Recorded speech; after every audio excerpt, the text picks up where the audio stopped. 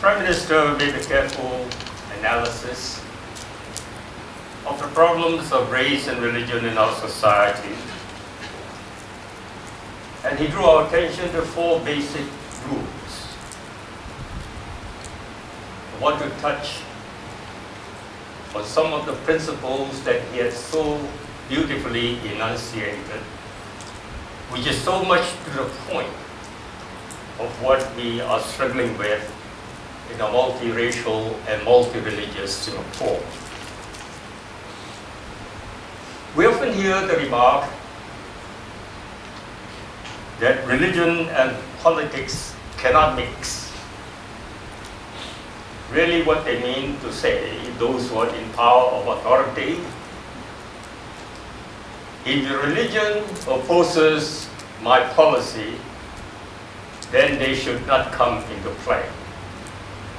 But if your religious principles agree with my policy, and I have the power to control you, then you're most welcome.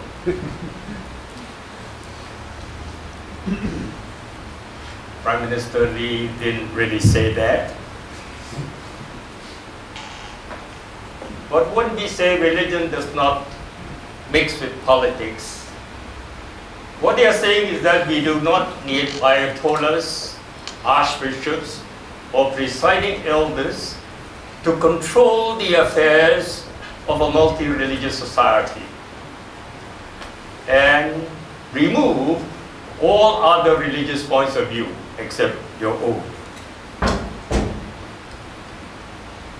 He was very careful to say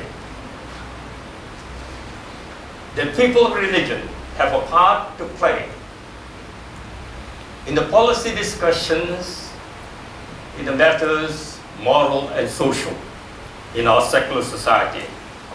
So what he appealed is for the people to enter into politics with strong religious convictions and to participate in that common discussion, respecting our differences and formulating a policy. It is not one religious view dominating or prevailing. It is to attempt to look at the problems that humankind face and therefore make our contributions and find what is best for the welfare of all people, irrespective of race or religion. It is in this common space, not whose religious view is right, but it is in the interaction. So it is not my Christian Bible says so, or my Muslim Quran says so. That is the absolute truth, and one cannot exist without eliminating the other.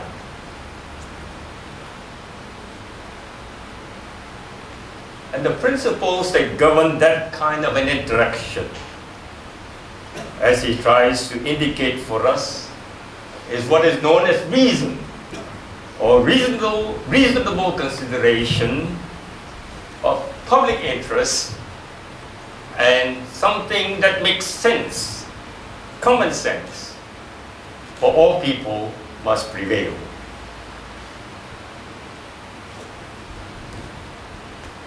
We have the tendency to divide.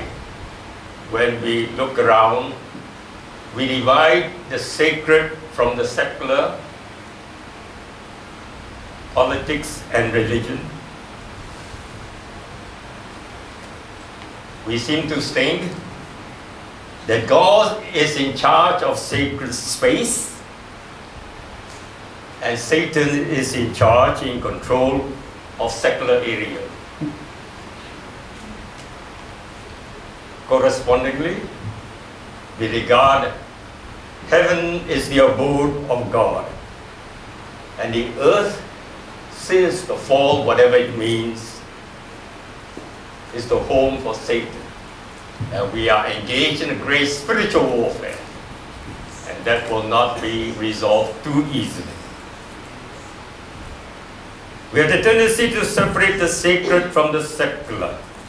We have a tendency to separate the material from the spiritual. Yet, we are unable to deny the fact that God is the creator of heaven and earth. No matter how we try to separate, we have to come to some idea or some faith to believe that God is responsible for all things. When we affirm that God is the creator of all, we begin to take a different look about this issue of spirituality.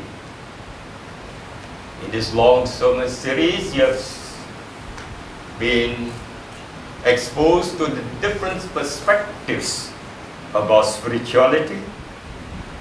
I've listened attentively, and sometimes the perplexity of the sermons that have been preached in this long series.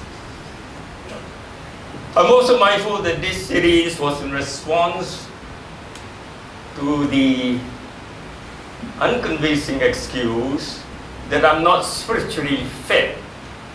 But if you come with a certain idea that this is food for you, and you don't find it here, of course you're not spiritually fed. But if you're prepared to experiment, we are prepared to experience and receive different kinds of spiritual food, and some days you'll be well fed, some not so well fed, and fairly soon you'll find the food that you need. Kicking off from this year's National Day Parade theme song, what do you see? I want to explore with you this morning of my take on spirituality. What do you see in spirituality? Let us begin with theology for you and for me. What do you see in the theology of FCC? We're uniquely different, we claim. We say welcome home to all. All bar none are welcome and accepted. This is the home, and the only home in Singapore society where there is positive affirmation of homosexuality. Don't be surprised when the Church of the Saviour declares that they also welcome gay, lesbian, transgender people. But at the same time, they are very quick. That unless you change or remain celibate, you're condemned. And they do not use any other term except that. On one hand, they welcome. On the other hand, there is condemnation. Whether they say it every Sunday or not is another question. This home, FCC, is where you are affirmed and accepted and loved. Some of you may not realize that the LGBT Christian community throughout the world are developing what is known as queer theology. We have some indications of it in the rapid-fire delivery of Po Young last Sunday. What is this queer theology? It is not just an affirmation of homosexuality. That's one dimension of it. It is to develop the theology from the perspective of the LGBT community. The women are doing it, and therefore we have the feminist theology. The black race has been doing it for some time, and so there is the development of black theology. We are now having queer people developing queer theology.